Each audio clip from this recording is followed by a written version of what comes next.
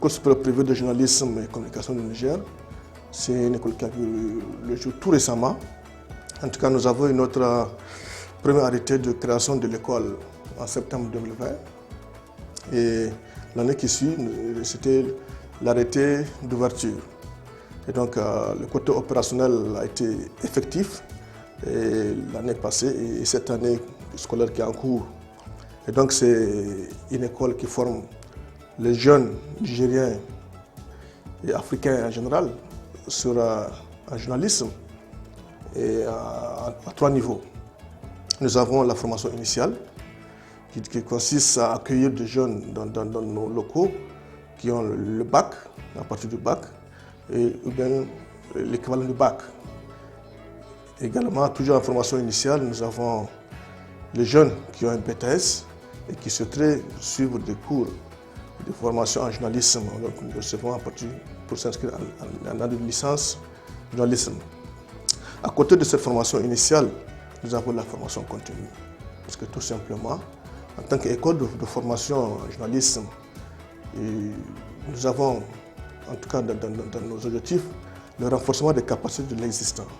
L'existant, ça veut dire les hommes des médias qui sont dans les différentes rédactions de la place ici à Niamey ou bien un peu partout au Niger, pour pouvoir également renforcer leurs capacités afin de produire des contenus de qualité qui puissent en tout cas intéresser nos concitoyens. Et ça, nous le recevons en formation continue et en cours de soir. Également, nous avons la formation à distance. Parce que vous n'êtes pas sans savoir, le Niger est vaste et tout le monde n'est pas venu en même temps ici à Niamey pour suivre la formation. Alors, nous avons jugé très utile de permettre, en tout cas, d'offrir à nos frères et sœurs qui sont dans les différentes régions du Niger de pouvoir aussi s'inscrire et poursuivre des cours à distance qu'on appelle communément e-learning pour pouvoir aussi acquérir des diplômes afin de se repositionner dans leur carrière.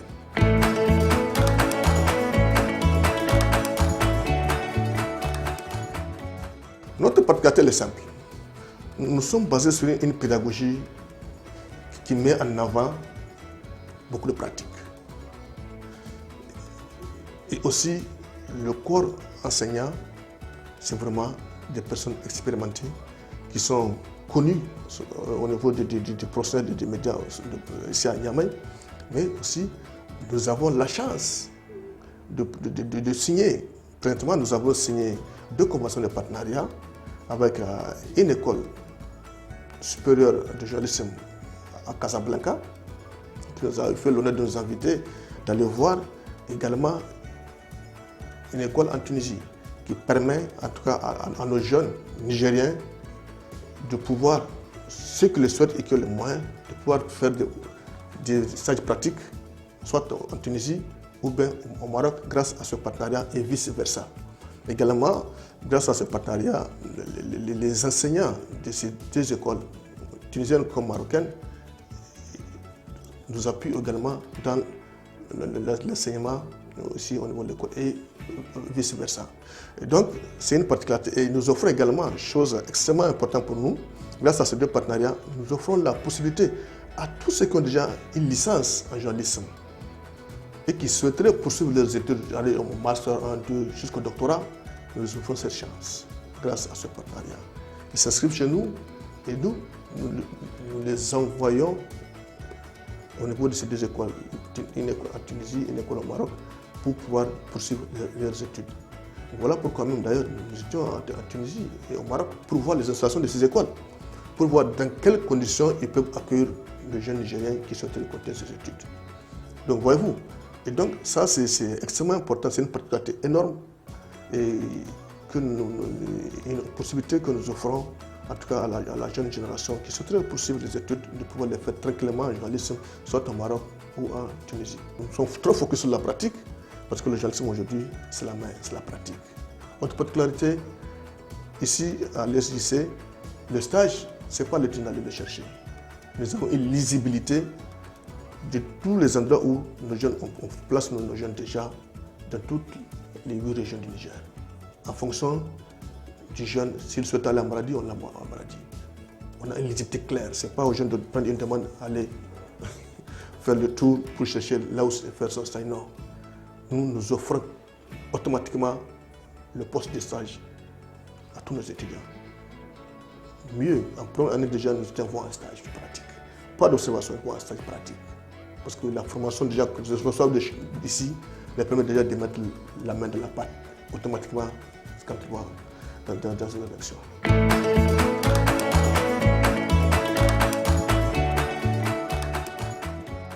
Ma motivation première est simple. Moi, j'ai fait partie de jeunes Nigériens qui ont eu la chance d'évoluer dans le monde des médias et de la communication au Niger. Moi, depuis 2007, en tout cas officiellement 2007, j'ai côtoie le monde du journalisme et de la communication. Et ce qui m'a permis d'occuper successivement des postes de responsabilité, à savoir le directeur général de la première radio de jeunes ici à la capitale, à Niamey, au niveau de la radio de jeunes de Bukoti. Également, j'ai occupé un poste extrêmement important qui est la coordination nationale du réseau de radio communautaire.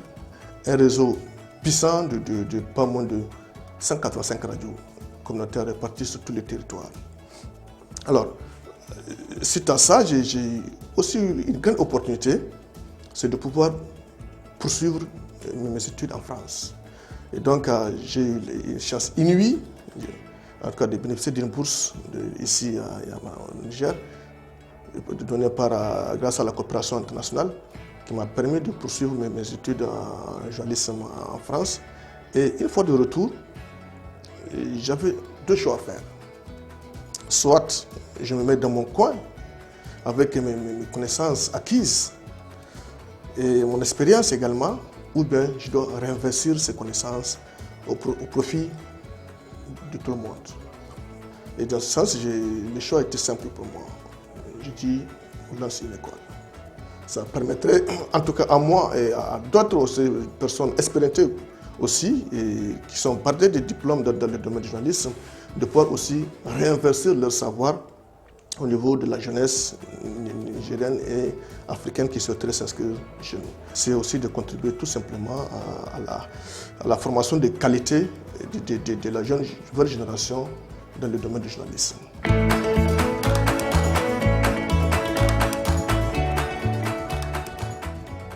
Le journalisme aujourd'hui fait face à beaucoup de défis.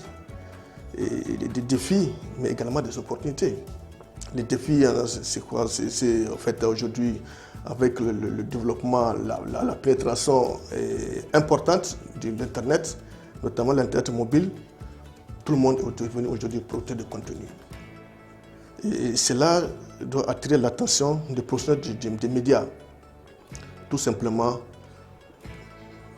se différencier de ce lot de personnes qui développent et diffusent au quotidien des contenus qui ne répondent pas notamment aux exigences techniques et à l'éthique et à la déontologie.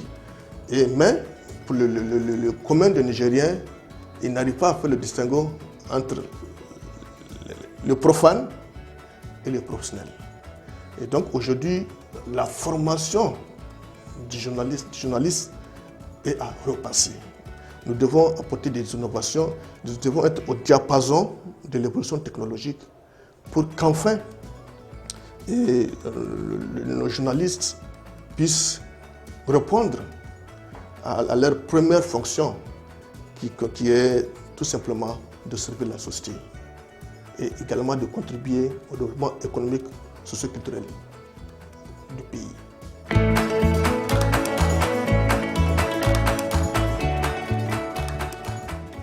C'est vrai, les gens sont en train ils ont collé des stéréotypes, ils ont collé des étiquettes aujourd'hui sur les journalistes. Quand vous êtes journaliste, vous êtes mal vu quelque part. Mais moi je dis, c'est changeable, comprenez? Et il faudrait aussi que les promoteurs, les gens qui ont créé, qui ont bénéficié de la ruée, de la liberté, en tout cas des souplesses de la loi dans les années 90, ils ont le pouvoir économique et financier. Ils ont plus de facilité à monter une télé, une radio, à créer un journal. Ces gens, aujourd'hui, ils doivent revoir leur copie.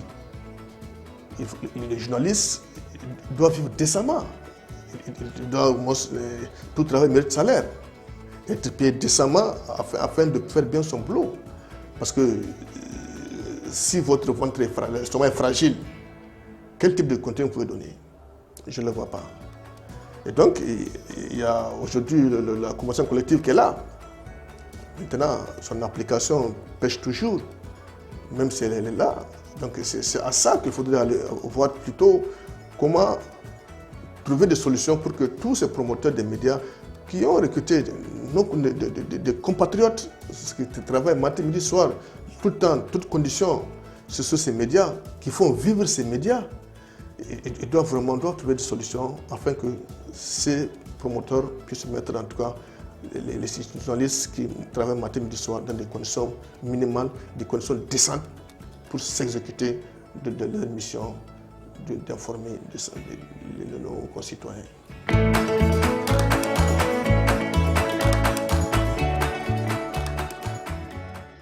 De réunir tous les acteurs, journalistes comme promoteurs, pour trouver une solution de sortie. On ne peut pas légiférer des textes, des lois, et qui, dans la pratique, pêchent. Il faudrait bien qu'un jour, on puisse les faire sortir et que tout le monde en puisse jouir des clauses, des dispositions de ces textes, tout simplement pour le bien-être de tous et pour assainir et pour créer les conditions de travail optimales de nos journalistes, afin que nos concitoyens puissent